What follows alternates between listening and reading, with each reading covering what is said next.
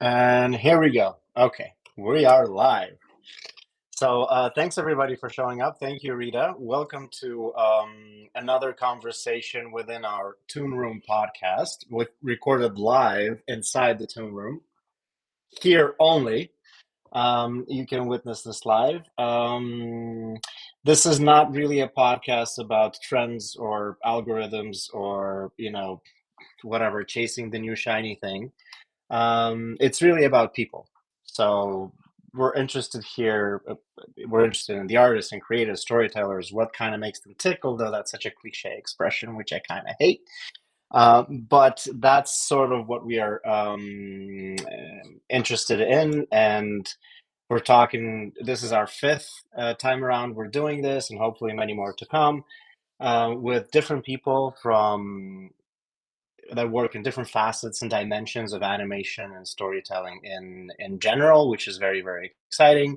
And I'm interested in the risks they took, the mistakes they made, what they learned along the way, and most importantly, why didn't they quit? So we're going to cover a little bit of this as we go along today. Hopefully, I'm sure it's going to be very interesting. These conversations always happen live, recorded, on the spot, no editing. So hopefully there will be a little bit of, I don't know, honesty and inspiration that comes through due to that as well. And today we are joined by Rita Street, the wonderful, the lovely Rita Street, who is. I have this written down because I've stolen this off the Kids Screen Summit website. So I hope I am not infringing any copyrights, but is an award-winning animation executive producer, creator and writer, and president of Radar. Is that how you pronounce that? Mhm. Radar Cartoons. Also the co-creator of Space Chickens in Space, which I think is a brilliant project, personally. Executive producer of Hero 108, Teenage Fairy Tale Dropouts, and Ruby Gloom, the latter airing currently on Tubi. Uh, Currently also working on two feature films, apparently, called According to Kids Screen with Red Animation Studios. I just knew about the one in Peru with the lovely Milton Guerrero, with whom I've had the pleasure of working as well. Hi, Milton. And Rita is also the author of the popular ebook, A Cartoon Girl's Secret Guide to Developing Kids Comedy Series That Sells. So maybe we'll dive into that a little bit later. And to quote maybe this will kick off the conversation a little bit because I've had the book for a while, and I was going through it to kind of prep for this. And one of my favorite lines in the book, because you do have this moment where you're kind of trying to dissuade people, like, don't do this. Why would you want to do this? Go into tech, do something else, do whatever. I don't know, start a presidential campaign. I think you say whatever. Anything else would work better than this. But if you're still with me, then congratulations, you're nuts. You're the brave and awesome kind of nuts. And that I really, really love that little expression. So, yeah, over to you. I think it would be really interesting maybe to kind of um, start maybe a little bit of background or your initial steps in this industry and what you expected to do and what you wanted to do maybe early on, because those things don't always pan out exactly how you imagine them, maybe in your head, and what were kind of your first endeavors within the industry, and maybe we can move from there. Oh gosh, that was a long time ago. Let's just admit that. Thus the gray hairs. Um, well, when I was a very little kid, I wanted to be a veterinarian at a zoo. That was Hmm. my real goal. But I also drew.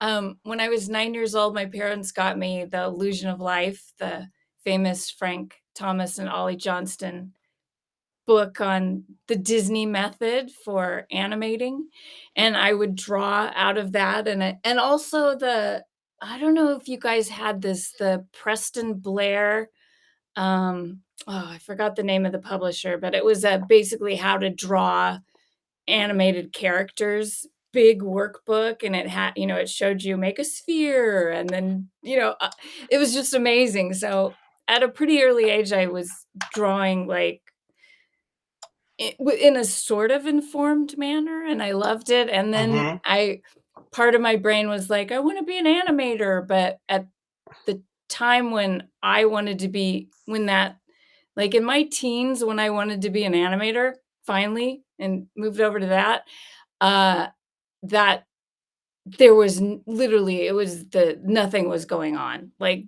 the only stuff Mm. was being done at Disney, so, it was a real dry patch, but I can get back to that. Going way Yeah. back, um, I think that all of my skills at anything were from when I was a little kid. So, I grew up in the Mojave Desert in California, Oh, which is like okay. I had no neighbors. That I I literally that'll get your imagination working, right?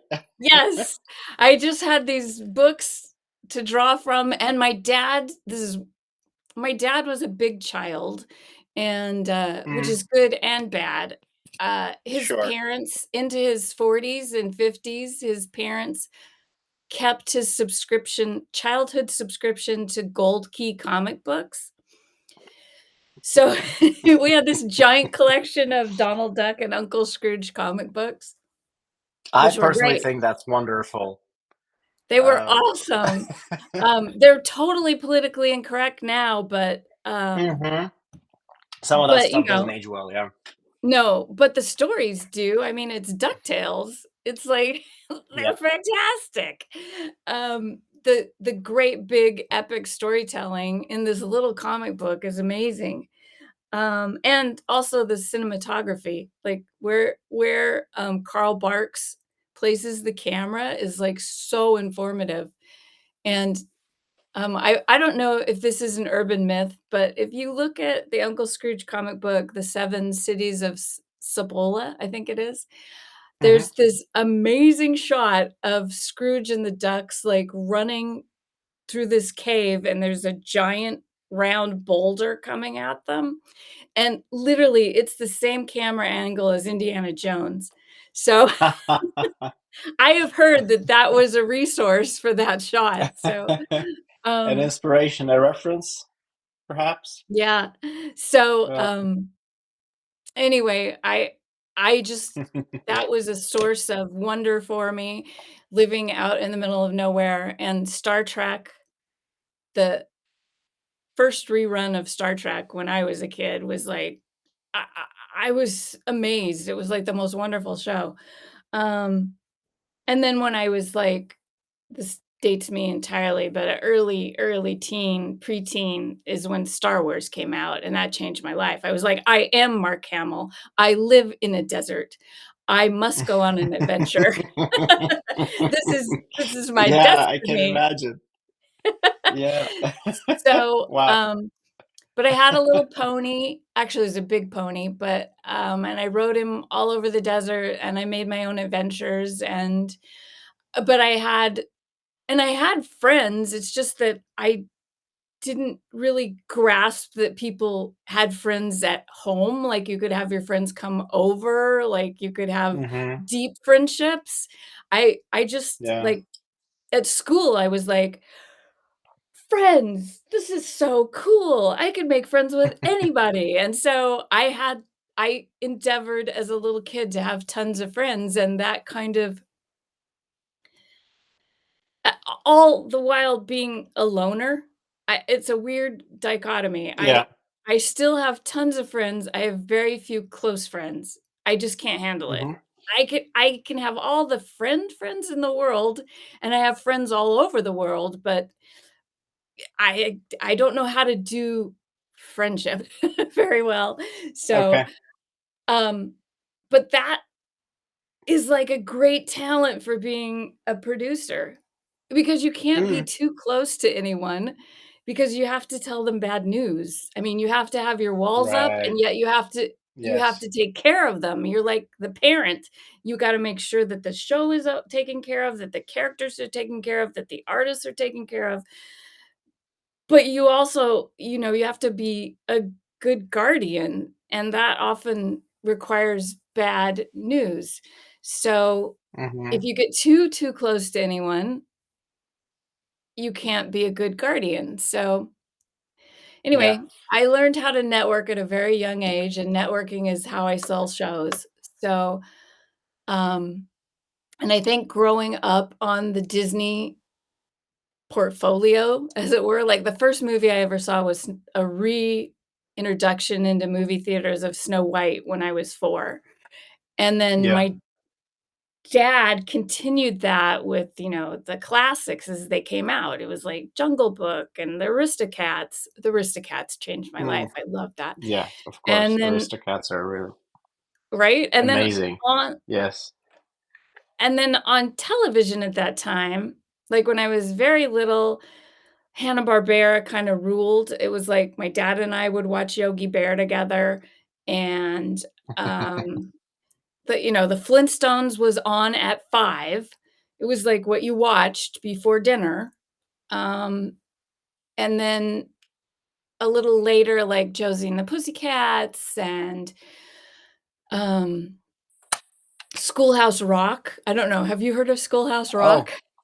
I've heard of it, yeah, but I think It was our probably little It was our little public service announcements here in the US for little kids on yeah. simple things set to rock kind of fun music, and, like, everybody my age has memorized all of those. The songs are so Mm, catchy, and it was a very wacky style of animation that it wasn't anything like Hanna-Barbera, it wasn't anything like, um, um Josie and the Pussycats or anything. It was bizarre. It was introduction to a new style of design. Um, so very early yeah, on, I I wanted to be an like I said, I wanted to be an animator, but, um, fast forward to my late teens when I wanted to go to CalArts, which is our big animation yeah. monolithic. Everybody goes to CalArts if you wanna be an animator in the States, which was not far from me. It was only like an hour's drive, but at that time, my parents got divorced, and, my dad left us high and dry for another woman, and we lost everything. I lost my horses, I lost our house, Mm, it was like just cut off. My mom and I had to leave the house and just yeah. empty because we couldn't afford the payments. So, How old are you um, again? like 18, 17, 18. 18, Okay. yeah. Um, Yeah. so the idea of paying for a CalArts education was like, "That's not gonna Mm, happen." So, my one of the yeah. things because of that, one of the things I always tell young people is have a mentor. If I would have had a mentor in art, um, I would have gone to CalArts because I would have had someone saying, "There's ways to get the money. You can work it out." But I was like money was so scary to me since we'd lost everything. The idea of Yeah. getting into debt or something was like, it was too Yeah. overwhelming, so I just didn't I know. I wimped out.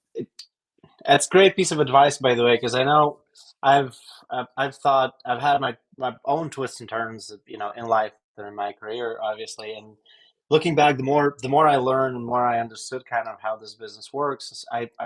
I realized the value of information and how much grief it could have and would have saved me back in the day. I started very young. I started when I was 17. I started working and opened my first studio at 17. How bold is that?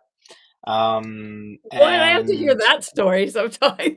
yeah, and I wasn't doing animation at that time. I was doing live action, but anyway, and I learned as I went along, and as I got older, as I've gotten older, and as I started kind of, dispensing advice sometimes, not like as a career or anything, but people would ask me things and say, maybe try it this way or that way, or be careful there, or just telling them where all the cliffs are, all the drops are, and so on.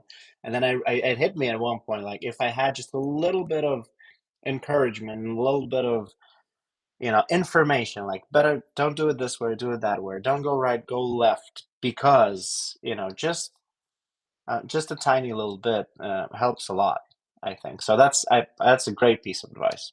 Totally. Although I think that, you know, if the same thing happened to me and I was 17 now, I would have the internet, which would have been so Yeah. helpful. I could have, like, however, you also need a human being, like you're saying, to No. be there and be a shoulder and just give you encouragement to do the brave and scary thing.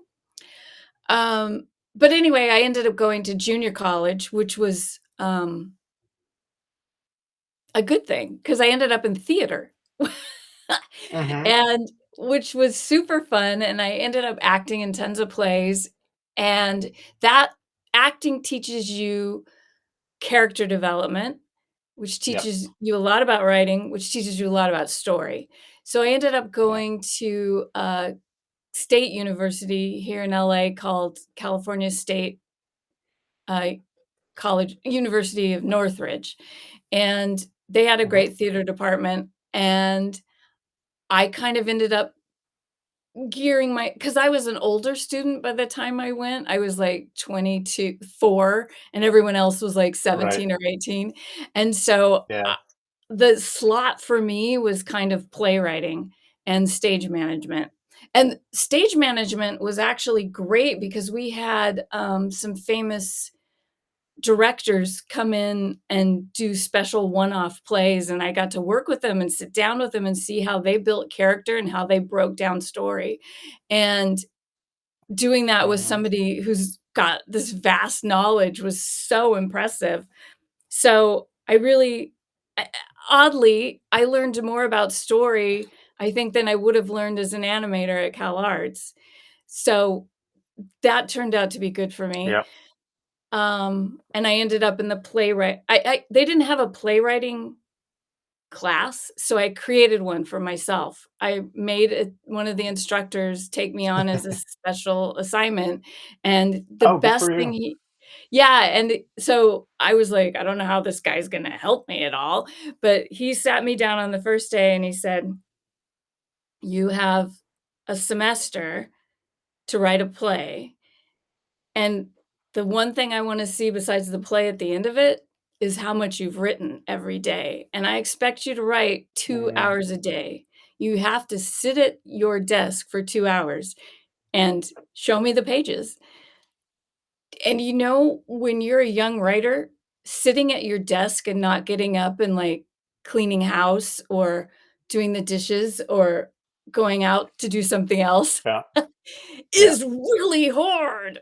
I that Yeah. was one of the best lessons I ever learned was keep your butt in the Hmm. seat. Yeah. Yeah. I call them chair hours. Share hours. Yeah, just it's like pilots, right? They gotta have their hours, right? They gotta clock in the hours flying in the air, whatever they call that properly, whatever the technical Yes. term is, to get their upgrades, their licenses, their whatever. And to me, it's the same. Not just writing, but like working on a thing, developing things, and just thinking about things. And I figured this out that it's just putting in the hours. Just sit down and just do something, even if you don't have a plan sometimes or you're discouraged.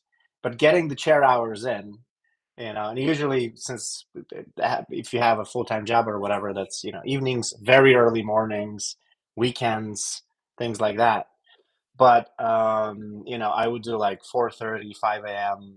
Alarms. Just get up, make coffee, and just get those chair hours in before we need to go to school. Yeah. And if you get disciplined about it, it compounds. It compounds over time.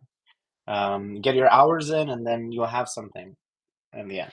Well, it's so true, and what this instructor, I think his name was Jeff Levy, in case he would ever hear this, um, said to me was, "The reason you have to do that is you have to write out the shit." The Mhm. the only way to get rid of all the Yeah, crap you're gonna write get is it to out. write the crap. So just write it. So you can't become a good writer without writing crap. So and it's so true. It's the Yeah. 10,000 hours thing. You just gotta get it in. So, and I learned that another time after I graduated. I was a member of a small playwriting group in Hollywood, and I had a really nice mentor there, kind of took me under her wing, and um, she because then I was working full time as a secretary, and she said, and I said, I don't have time. I don't have the energy to write. And she said, bullshit. You get up at 5, you write for an hour. Mhm. You So I learned that trick. She demanded that I do that. And then I ended up, you know, that was so valuable because it continued the train of keep your butt in the seat no matter what. Yeah. Um, and then this is kind of like fast forwarding through a lot of crap, Yeah. but I Sure. ended up becoming a journalist. And I was working for a film distribution company. Oh, this is okay. Out of college, I worked for as a receptionist at a tiny film distribution company run by a guy named Peter Cohen, who was a former Fox executive who'd retired, but he wanted to have his own boutique distribution house. Um, Hmm. and he had According to him, I've had a hard time finding this in the credits, but I think it's because he was maybe not acknowledged in the credits, but because he was an exec. But according to him, Hmm. he was the yes man on Star Wars. The Okay. one of the few people with power to make a decision to greenlight when they to keep it in production when everybody sat down to watch the dailies with green screen, and they're like, "This sucks. What is What the hell this? is it? Yeah. What is this?" And he was like, "This is gonna be amazing. We're doing it." So and he was kind of Lucas's one of his caretakers at Fox that made sure that it went forward. So I was like, "Oh, thank you." Yeah. It was Oh, great. But nice. the great thing he taught me, because I was basically his assistant, because his office was right my where I sat was outside his door. So he'd go out for his martini lunch with some celebrity, and he'd throw a Yeah. contract on my desk, and he'd say, "Read this and explain it to me whether it's good or bad for us when I come back." And I'd be like, "Okay." And That's a I'd lot of read it, responsibility. but it wasn't for the response. He just wanted to teach me something. So, Yeah. I didn't know that at the time, but looking Mm. back, he was just trying to pass on some knowledge in his grumpy way, and, so I would read the contract and I'd go, "Oh, this actually makes sense." And then I would ask him questions and tell him what I thought, and he said, "No, it actually means just the opposite of what you're thinking, blah, blah, blah." And so I learned In that legalese, yeah. yeah, so I learned that contracts are not scary, they're like puzzles, and you just have to get through them and try to Yeah. find the Yeah. traps. So, that was super helpful. That has been super helpful now, but it also proved that you also need a lawyer with you. Whenever you're Hmm. dealing with a contract, don't do it yourself. But it has saved me money in that I can kind of um, negotiate things that I know that I'm gonna want. Right. So I don't have to have a lawyer on every hour of the work, but at the final thing, there's a lawyer I'm hiring on board. Hmm. Hmm. Yeah. So, anyway, I ended up, um, be over the years in journalism, I ended up editing and then later publishing Animation Magazine, and that, my making friends thing came in really handy Hmm. because when you are running a magazine about the industry, you ended up being friends with everybody because everybody wants Right. to be in the magazine or have some connection to it, and you want to know all of their stories. So it's like the best club to be in ever, especially if you're an animation fan. So I networked the bejesus out of that. I had friends all over the world, so literally, and Yeah. then the magazine traveled a lot. Like, we went to France twice a year for MIPCOM and MIPTV, and then to Annecy, and, Hmm. um, I was a juror on a lot of festivals, so, um, not only did I make friends, I got to be introduced to so many different kinds of animation, Yeah. and, It's a good and I education as well. Like you get yeah, exposed to so much stuff. Your kind of aesthetic uh, um, what is the correct word? Spectrum, yeah, or you know what I mean? Like it expands yeah, in and there terms was of what you another can digest. and what is good design. So, Hmm. anyway, I was very interested in design and laying out a magazine and deciding how to place the pictures and everything and what will look good.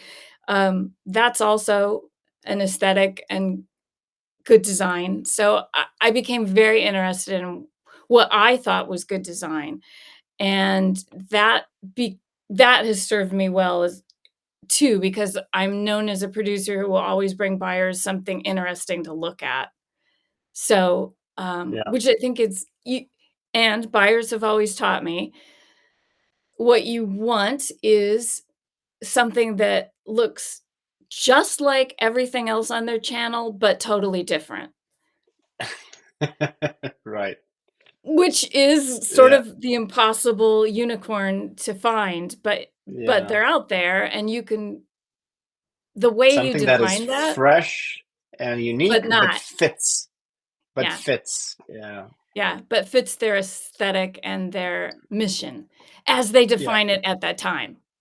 Mm. Right. Yeah.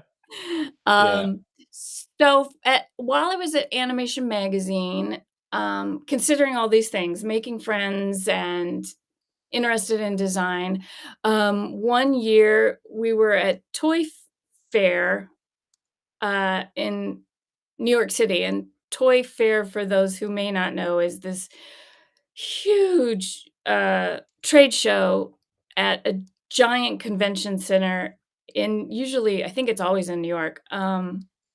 Where in February of every year, all the toy makers announce Hmm. their Christmas line, the things to buy for Christmas.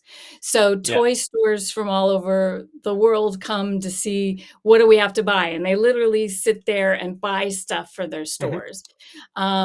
And it's become huge because it's also franchise movie based and all the toys Right. that go with that. Yeah. So um, and this anecdote I'm telling you from 2003, 2002 or 2003.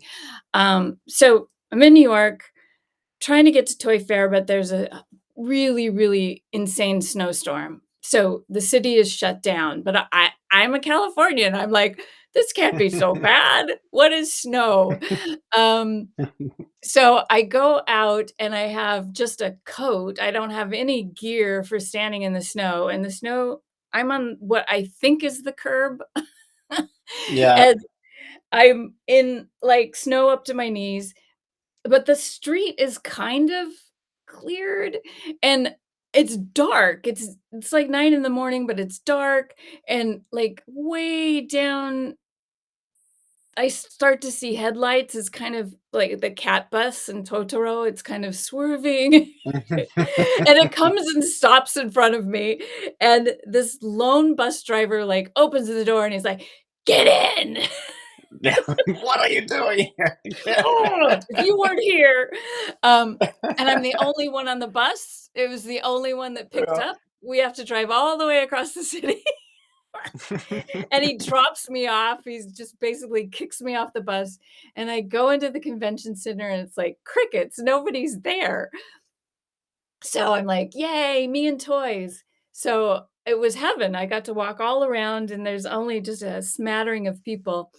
And so I see this booth with this wall of Hello Kitty keychains.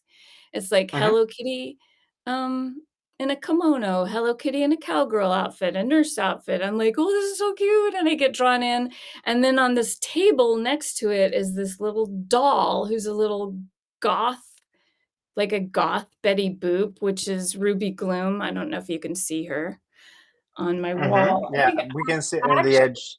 Yeah. I actually have the doll. This is the doll. Oh, nice. So I'm like, I don't know if this has ever happened to you, but I have to segue to say I still believe my stuffed toys talk to me.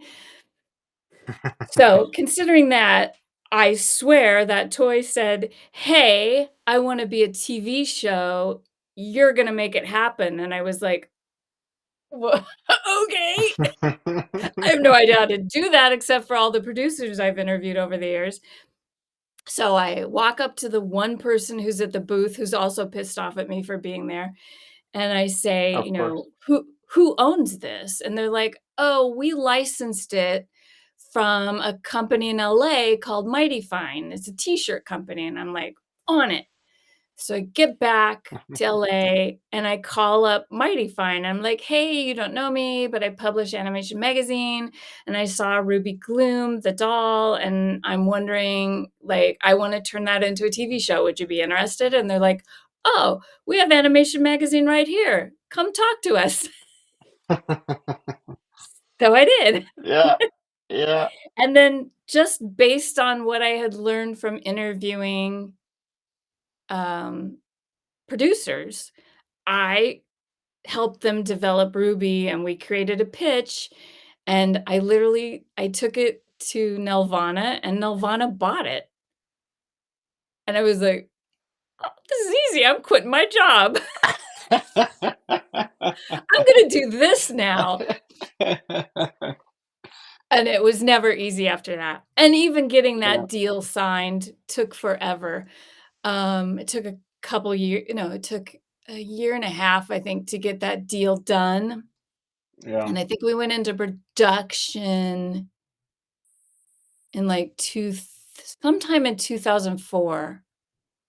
Yeah. And I learned a lot. I learned that I couldn't work on my own show because I was American and it was a Canadian. We had to sell Mm, the rights to a certain look of Ruby. Nirvana's take on Ruby Gloom became theirs, but we got to retain the original look of Ruby Gloom, which was much sassier. She had like high heels and her midriff showing, um, mhm.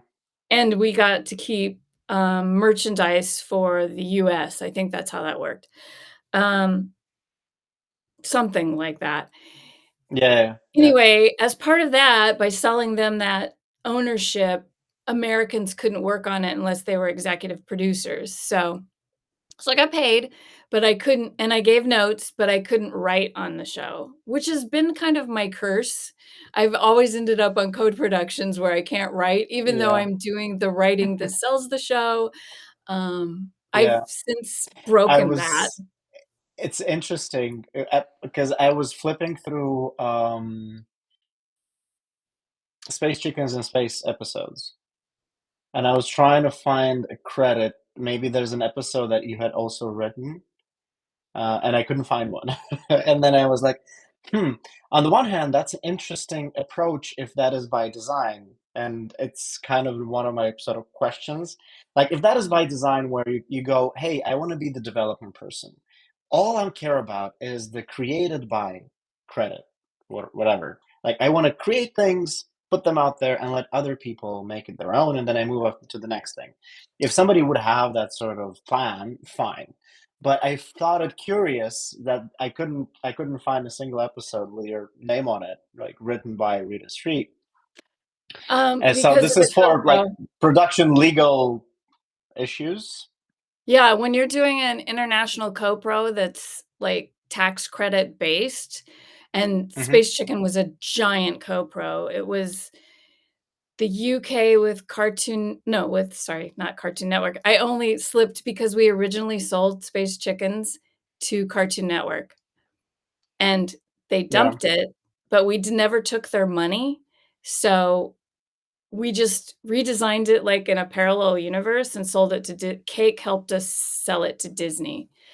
Um, so it was Ireland, UK, Australia, and Mexico, because I created Space Chickens with Jose Carlos Garcia de la Hmm. Tona out of Mexico at Anima Studios. So yeah, I was paid as a creator. I didn't even get executive producer on that, I don't think, just as co-creator with Jose Carlos, so Mm, and my job was just to give notes. I wasn't allowed to write. No American I asked, and they're like, "Nope, can't afford that hit to the, tax credit situation." So, yeah, yeah, it's very painful. You create a show, you I get can it sold. imagine. Yeah, Yeah, yeah. It's like, and but then then you're also kind of do it with your arms tied behind your back. yeah, but, and it becomes a different show than, Hmm. so Yeah, but I can that's see that. Yeah. but on the upside, I had a Disney show and I got paid. So I don't know. Yeah, So, yeah. but that's happened to me throughout my career, and, I've gotten a lot of shows off the ground. I usually only get executive producer credit. Sometimes I get a story by, um, but in the last 5 or 6 years, I kind of saw that the industry has been changing so much, I better get trying to get writing credits because I may not be able to sell shows, it's gotten Hmm. so hard to sell shows, so in the last now because of friendships, I was able to get on as head writer on a preschool show out of Lithuania called Stomp Stomp Rhinos, which I'm is quite familiar with the show and also with the creators of the show and Mindaugas as yeah. well. Yeah. He's a great producer. He really tries to figure out every way to make it work instead of the other way around. Hmm. So I'm really honored to be writing on that, and I write for some other YouTube shows but yeah, I used to solely make my living as a consultant, well, either as fees from shows as they go into production, then you start getting As fees, they move along or through their life cycle. yeah, or as a consultant, kind of behind the scenes as a fixer, trying to help people develop and sell their shows, Hmm. and then if it goes forward, if usually stay on as an EP to protect the brand that we have created. Yeah. But those kinda consultancy gigs kinda went the way of the dodo, like, about 7 or 8 years ago, so Mm. pivoting to getting paid for as a writer has really helped. And then now I have to sell Yeah. my own shows, you know? Yeah. Yeah. And that's those are sorts of gigs are a little bit more scarce just because of where the industry went, because there's not too much Yeah, nobody can original aff stuff well, being. Yeah. right, I would usually serve as a company's, like, out-of-house development person, Hmm. and so they didn't have to hire someone in-house, and, they also wanted somebody who was based in LA to make the pitches to the studios, um, but oddly, I rarely sold a show in the US. Usually what happened, like, um, Hero 108 for Cartoon Network that we did ages ago, that was a client I had out of Taiwan, which was a huge game Hmm. publisher, multiplayer game publisher, and, Yeah. we sold that. I did sell that to Mike Young/ slash Splash Productions here in LA, but then we Hmm. didn't sell it to Cartoon Network US, we sold it to Cartoon Network UK, and we made it through Cartoon Network UK and through Asian, production houses, and then we sold it back into the United States as an acquisition to Right. Cartoon Network itself, so Cartoon Network bought it from Cartoon Network. Mm. And we had to convince Cartoon Network US to take it. Right. You Oh, would never okay. know that. You would never Yeah. know that as an audience member, but it it looks like a US show, but it wasn't a US show. So, Mm. anyway, but I will say that all of that co-production stuff is helping me now because a lot of the business like, now I have friends who have, done all their work at studios here in LA going, "I need to be doing a co-production. How do I do that?" And I'm like, that's what I've been doing Well. all along, so Yeah. so go make friends. Yes. And also, I would say that probably would it be in your assessment fair to say that obviously the whole co-production thing is maybe a little bit new to the US, whereas in Europe it's kind of been how things function for a long time.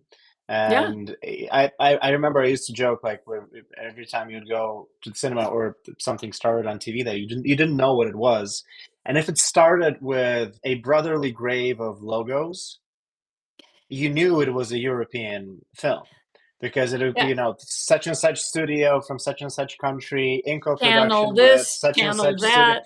Yeah, exactly. Channel this, channel that. You go, okay, European movie starting. Okay, let's go. Let's see what this Yeah, is, yeah, right? yeah. So almost as a joke. Whereas in the US, at least, I think Canada a little bit more privy, especially in Quebec, because of the French ties. Maybe they were doing co-productions earlier there. They Um, were.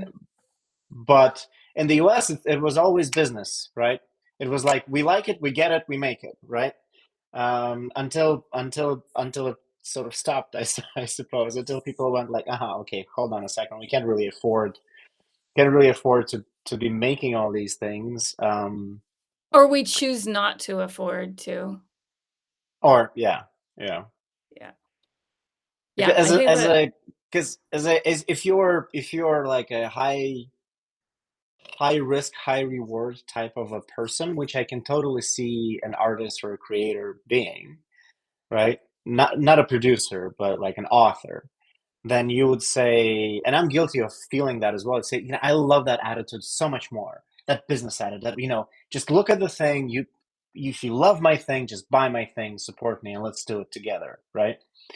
But what you don't realize is how complicated that whole system was, or whatever, and how, in a sense, I guess, unreliable, or rather susceptible, very vulnerable to changes and to different things in the industry and also outside of the industry. Because from a romantic standpoint, it's like I came up with X. How brilliant am I? This beautiful idea for a show or whatever, and you kind of have. I'm just kind of also talking to younger people as well. I have this idea of the powerful prince on the big white horse is going to come and go, oh my god, you're so talented, you're the you're one. brilliant, you're the one, exactly, here you go, and here's a bag The of sword money, and and the everything is, stone. yeah, and everything is going to be wonderful in your life from now on. So you kind of think that that's sort of how it works, but it's really actually way more complicated than that. And it takes time, like you mentioned the deal for Ruby Gloom was like 2 years or whatever. Oh, yeah, So that's nothing. yeah, no, no, no, I get it. I know. And you can, and you might as well just start digging through soft money and try and put co-productions together, and network and find other studios, and kind of also have that option from the get-go, rather than kind of hoping that there's going to be this one big solution. And nowadays, especially with sort of the crisis in the animation industry as a whole, I think people are really disillusioned also as well. Like, okay, that's not going to happen. Disney's not going to save our butts, so we might as well, you know. Right, well, I Um, believe try all things at all times. So, mhm, at the same time that I'm out pitching things as a potential co-production based on the thing you have to remember about co-productions is where it's created. Like, you need to find content that's created outside the US. Um, right, that's the easiest train. But most people are artists in the US who wanna sell in the US. So I always try to look for stuff that's not created in the US so that I it's a potential co-pro, it's an easier path.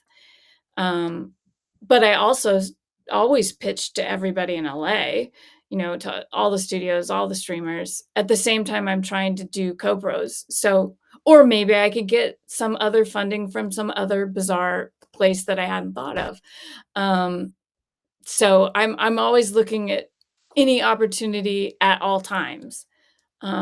I right. will tell you a story about the other franchise I'm on is one from Flying Bark in Australia called 100% Wolf. Oh, We right. had our Yes. I forgot to yeah. mention that. I'm sorry. Oh, that's okay. We had our second film come out this summer, which was great. And it also did a whole TV series.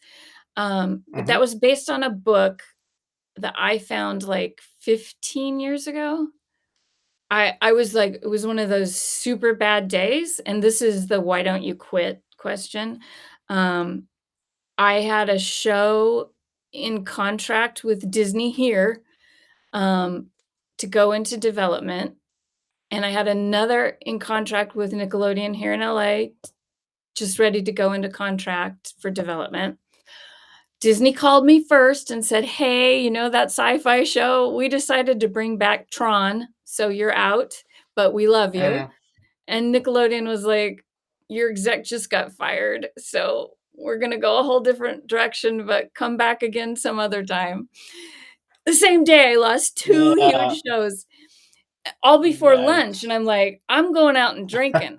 So, Yeah. I took myself out to lunch, had a glass of wine, and this is back when we had the big Barnes& and Noble bookstores. I don't know if you just Hmm. the big brick Yeah. and mortar bookstores. So I went, Yes. "Okay."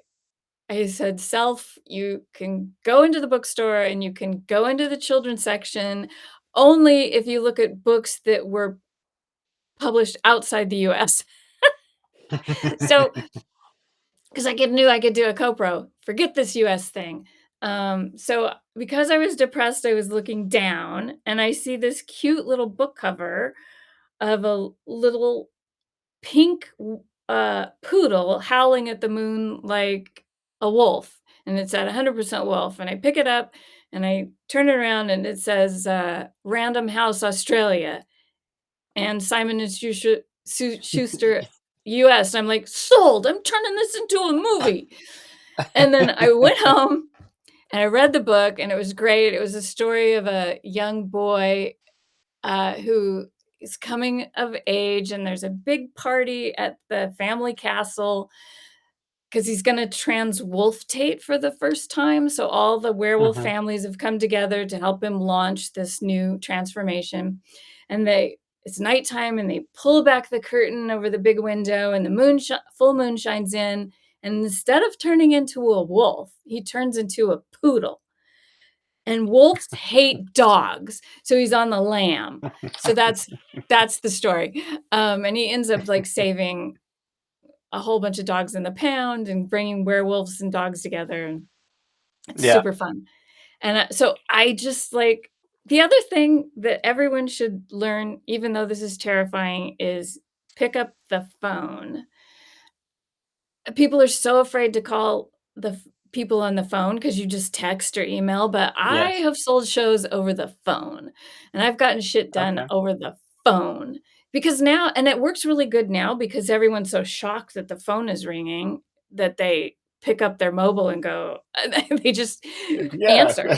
Um, so anyway, I picked up the phone and I called, I tracked the book. Oh, I emailed the author in Australia, and she said, "Call my agent in New York." So I called the agent in New York, and I said, "I wanna option this. I've done TV shows. I can make this happen." And she's like, "Well, make me an offer." And I said, "Okay, $500." And she went, "Okay, whatever." I was like, "Okay." So I optioned the book for, like, $500. Yeah. And then the real journey began. It took years to sell that, just years. So Yeah. so, you know, Yeah. You have takes a some long time patience. to get paid. Patience. Right. Patience is the other thing. Yeah. Yeah.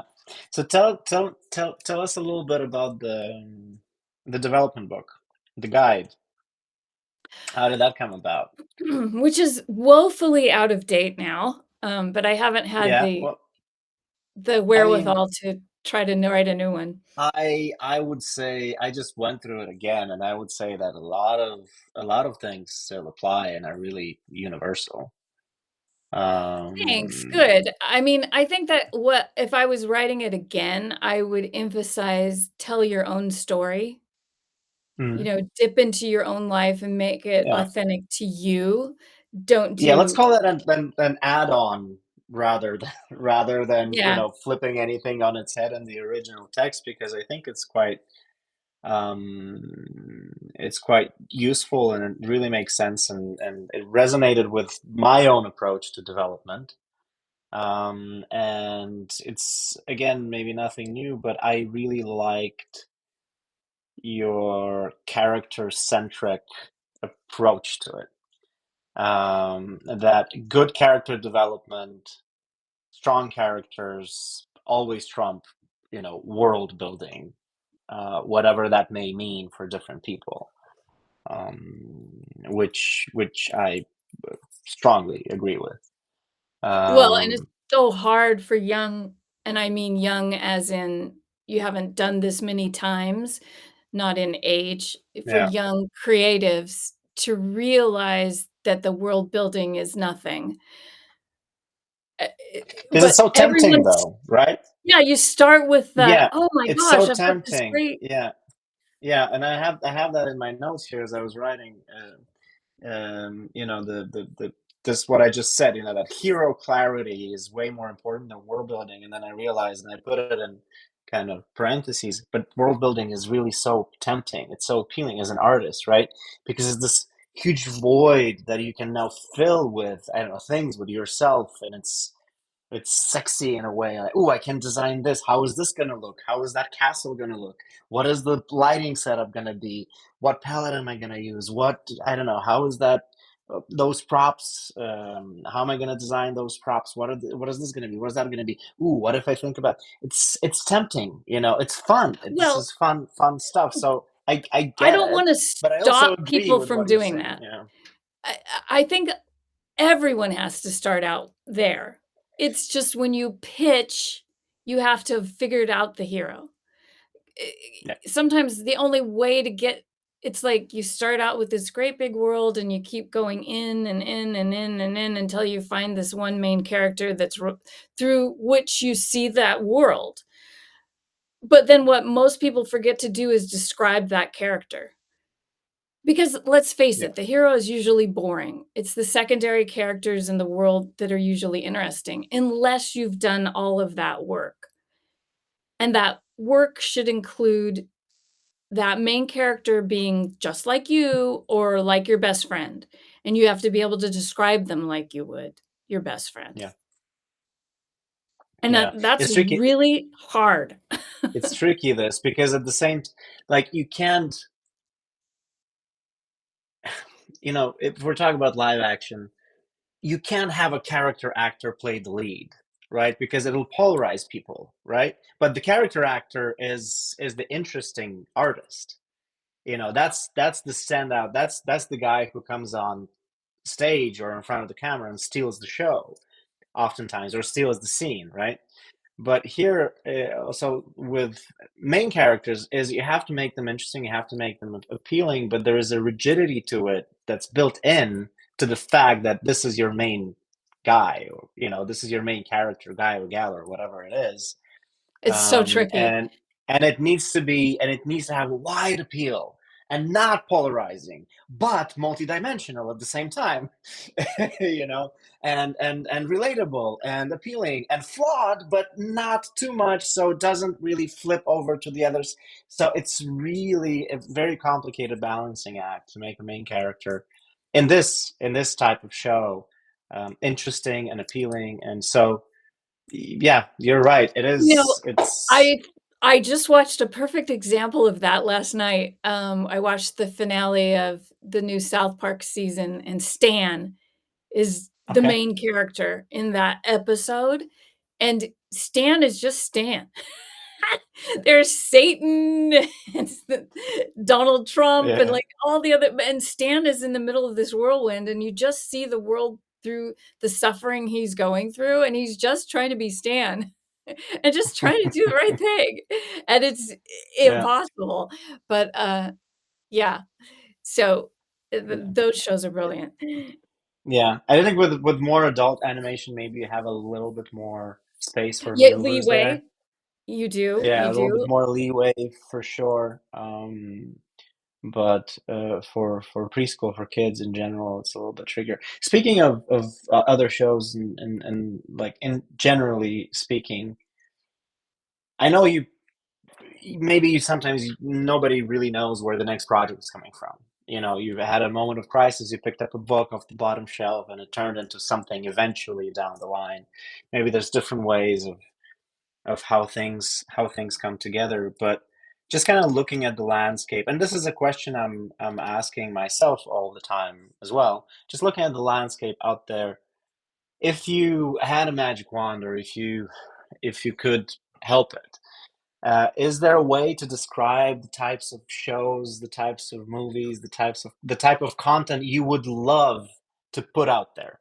Like something that maybe you see is missing, something that is not talking about some aspect or not focusing on something, and you would like to see, I don't know, more stuff out there that is, for example, about self-love and confidence, for instance, as an example of an answer, or maybe some other things or themes or topics that you feel like really strongly about, not from a, god forbid, like a political sense or anything like that, but from a personal kind of affinity, um point of view. If you Well, had all the money in the world, if in I other had all the money in words. the world, what would I do? Yeah. Oh, I love Sometimes that. sometimes I call this the billion-dollar exercise. Well, one Um, thing I've learned is not to all okay, I totally trust my taste, and I totally trust when I see something I think is gonna work, it's gonna work. yeah. But, I don't always trust my ability to come up with a show on my own without a group of people, because Mhm. you really need your peeps on board with you. Yeah. I have found like, I've sold my own show ideas, but they've never come out into production. I've sold them to development, like to Nickelodeon and stuff, and it died, for various reasons. So Various reasons, yeah. I found that just for me, having something grounded with either a studio, like working with Milton Guerrero at Red and with Mindaugas at Oak Nine Mhm. Entertainment Lithuania. If I bring show ideas to them, they'll bring their theirs to it, and it'll become this thing Yeah. that it wasn't when it was just me. Um, I find that those shows work more often than just me on my own. I'm I'm not a Miyazaki.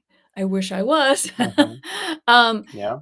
I would like to do, like, some version of my life growing out up in the middle of the desert and what that was like with my pony. I would love to do that. I don't know if that'll ever happen.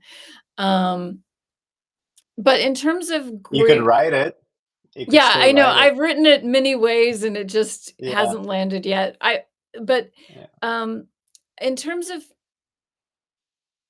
I see the future of me in entertainment in 2 ways.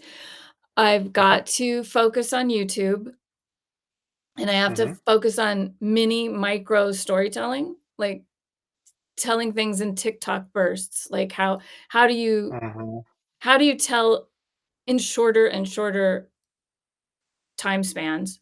Not Yeah. even like the 1 or 2 minutes format, Yeah, even yeah. shorter, like having a mix of that kind of storytelling and how it's almost like checking in with your friend storytelling. Um, and then I also wanna focus on the big hero's journey kind of movies. I'm working on a movie with Milton called Kai that's in Mhm. production that's wonderful, and I love that big epic storytelling, girl lead, big fantasy, that's wonderful. So I'm always drawn to the Luke Skywalker stories, but I'm also Yeah. drawn to the goofy little humble, small animated goofy character stories. So I just love a good sweet comedy. So Sure. Yeah. That's great. I mean, I think that's a great answer. so everything at all times. Yeah. Again. Yeah. But I mean, I don't know. I think it's very, it depends on the individual. Some Yeah. people are very, very focused, right? Like I really love this and this is my thing, it's from here to here, and I'm really hyper laser focused, and that's the kind of work I do. And it's very kind of maybe methodical in a sense, in lack of a better word. And there's other people who love doing more different things and variety, and and then everything in between. So I think that's totally valid, Well, I and for think for different reasons, right? yeah, I think Um, for individual artists with a specific style that's totally them, like a Bill Plimpton or something, that's what they'll always that and that serves them well being focused on that.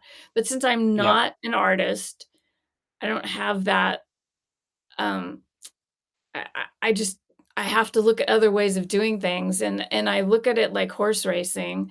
Like, you have to have a big stable of horses. You find a Mm, couple that you're gonna focus on, but you've got a lot on the back burner.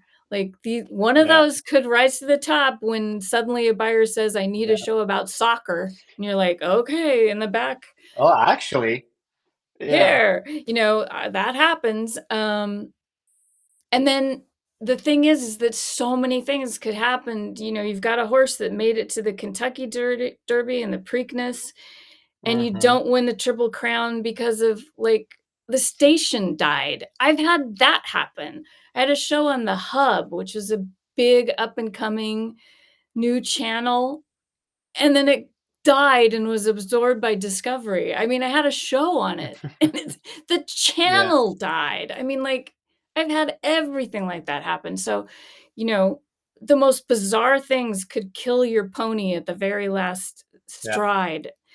Just as you're making it, you're in the lead, you're in the 3rd race of the Triple Crown, you're gonna win it, and they stumble right at the and you Yeah. don't win. I So actually I yeah, I actually think this is really great, again, maybe, mentorship advice, if you will, or, word of encouragement, because I really like how you're drawing these parallels from your experience with horses, which is kind of early on, right? And it's a passion, like easy to tell for you. So, which is very, very far removed from the world of animation as an industry, but it teaches you things about how things work in life.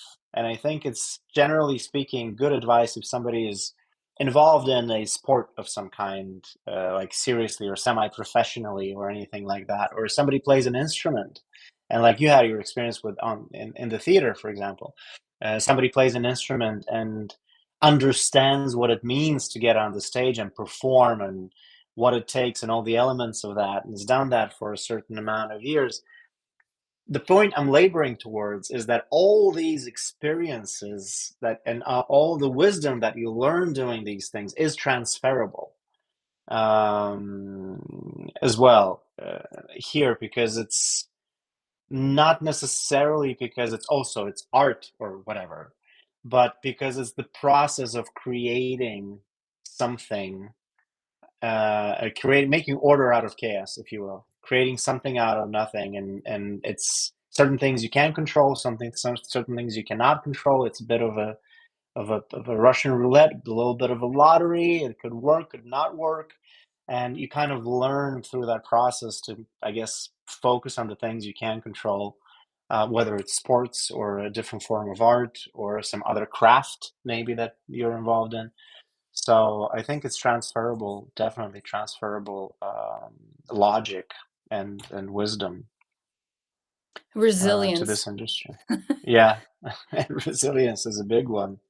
Yes, resilience is a big one. I don't know. I'm still fascinated, and one of the reasons that I created this community is I'm fascinated by people choosing these industries and choosing this as a vocation to follow, because this is, you know, industries and work that has a 95 and higher, rate of failure.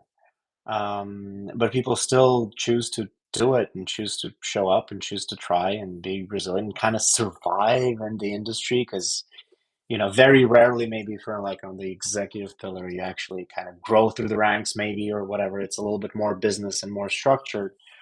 Um, but if you're an author or a creator or an artist, it's very scary. Can be all over the place throughout your entire career.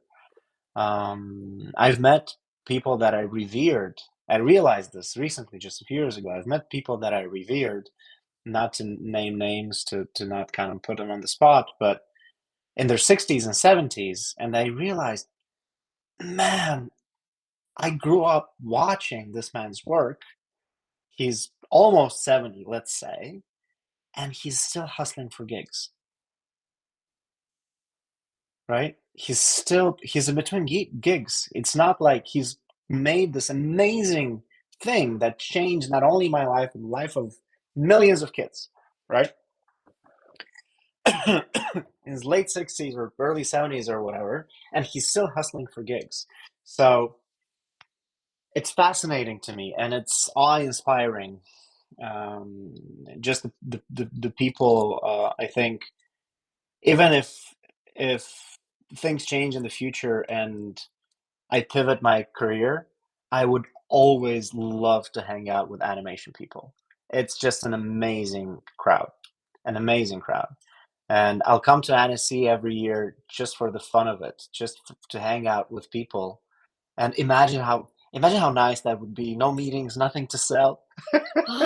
And you just could actually just come, watch the and you films? can actually watch movies in the festival, exactly, because if you stay the Saturday, it's like, okay, I can catch up because they do reruns and things, and you can, okay, I can watch some things. But if you leave on Thursday or Friday, forget it. You're not watching anything. But yeah, I'll be coming back. Just watch some movie, watch some films, and hang out with people on the bridge at Captain's Pub or whatever. Because it's an amazing crowd. So I'm really really in awe and humbled by the resilience of most people, um, in this industry. So that's a good word, good takeaway. So to wrap up, I have this little kind of metaphor. This community is called the Toon Room, and if you were asked to put a note on the door to the Toon Room, what would that note be?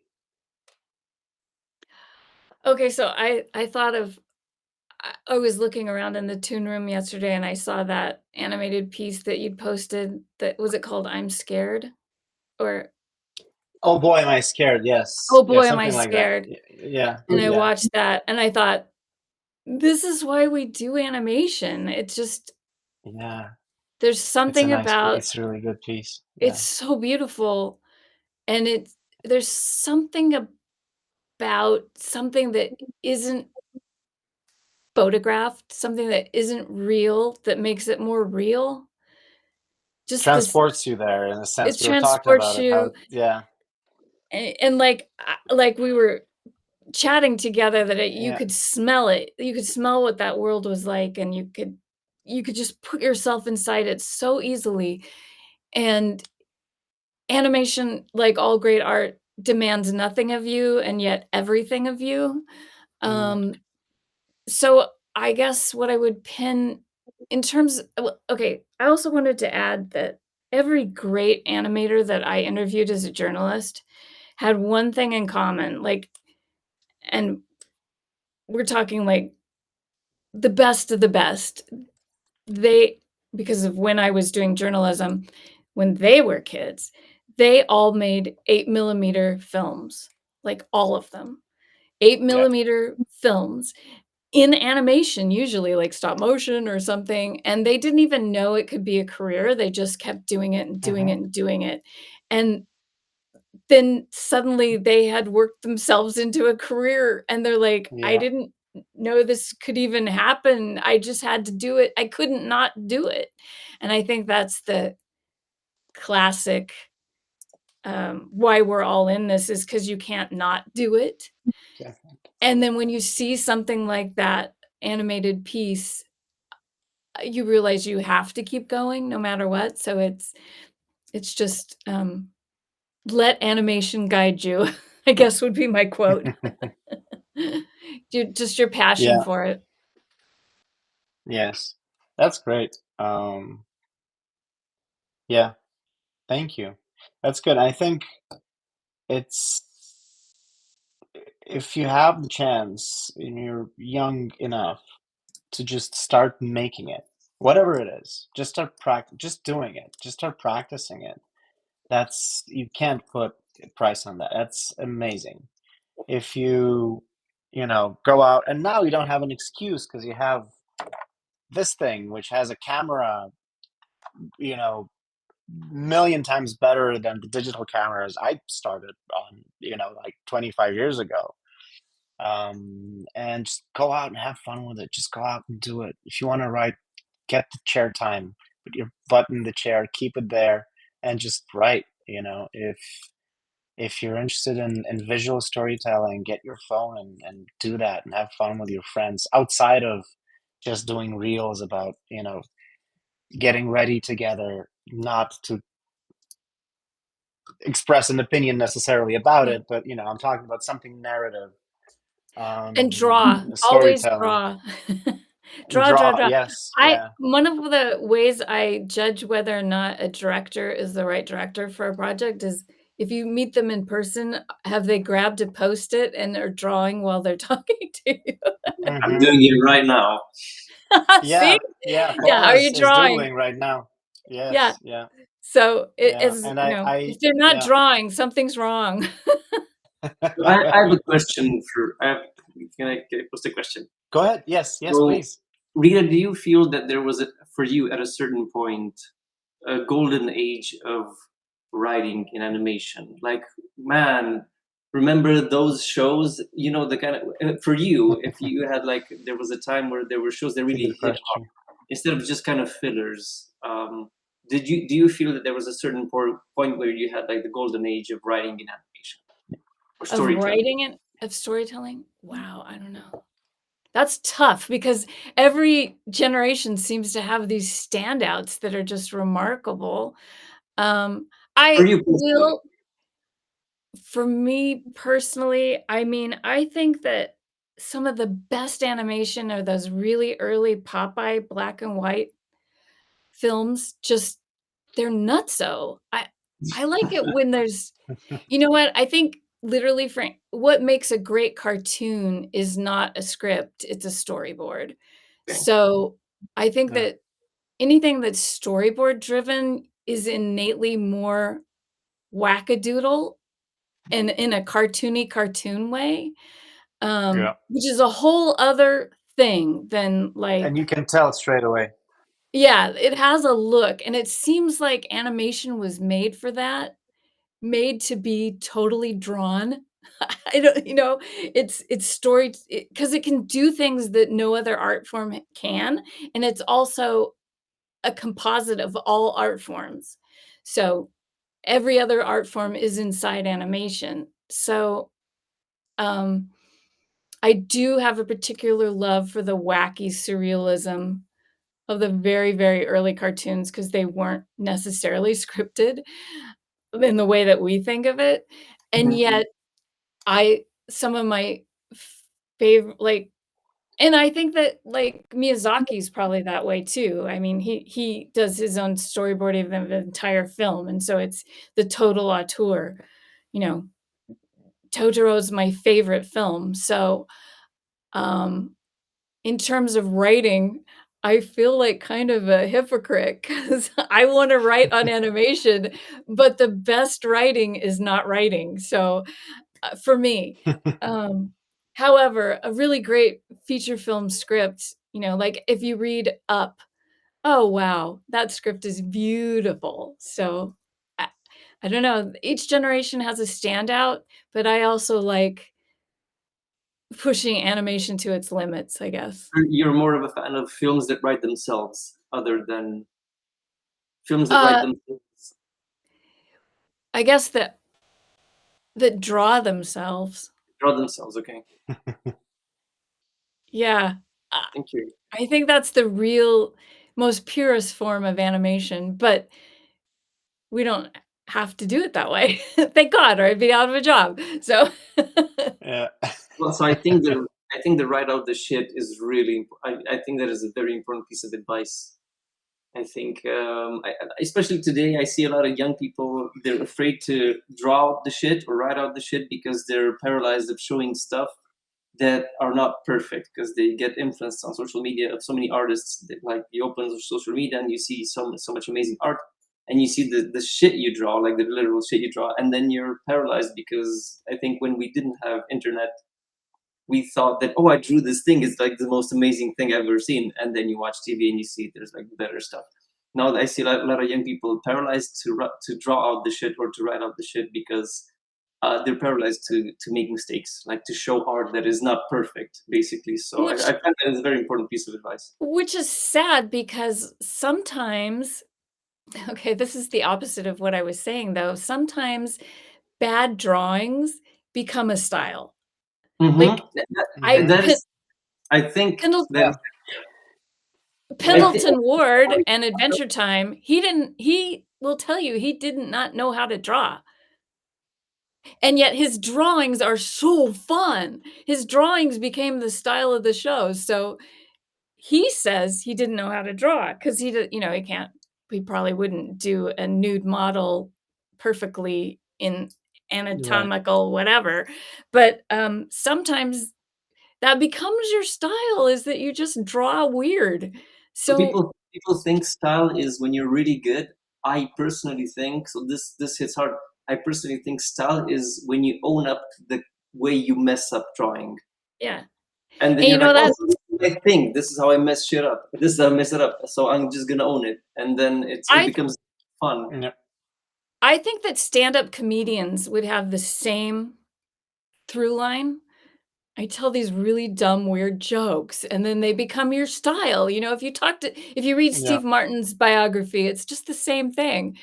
It was just weird. He was just weird, and then he leaned into it. So, but the thing is you have to be good at your own weird. You can't just be flippant with it. I drew one really weird thing.